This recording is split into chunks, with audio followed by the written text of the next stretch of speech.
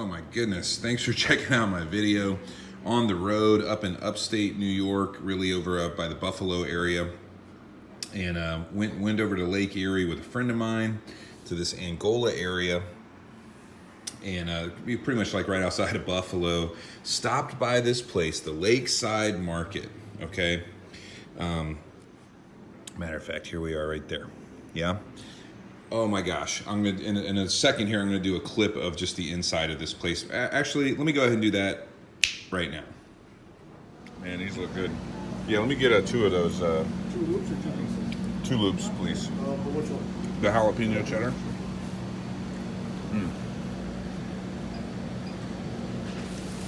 Bacon and Swiss. Oh man, it's a great little market.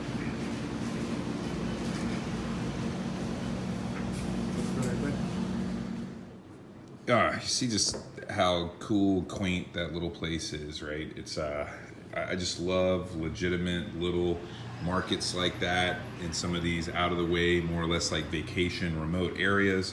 By all means, please stop in and support that. You see how good that deli was? Oh my gosh.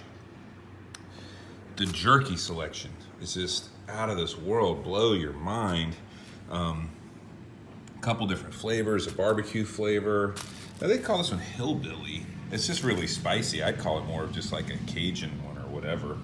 And traditional, just straight up traditional beef jerky here. I mean, look at the quality of that beef jerky. Thick, lean, good cuts. I think fairly well priced as well. It's about 16 bucks a pound. Not bad at all. In the grand scheme. They had these killer sausages too, man. Let me just open this thing up. I don't know why I ever closed it. This is my lunch today. Happily.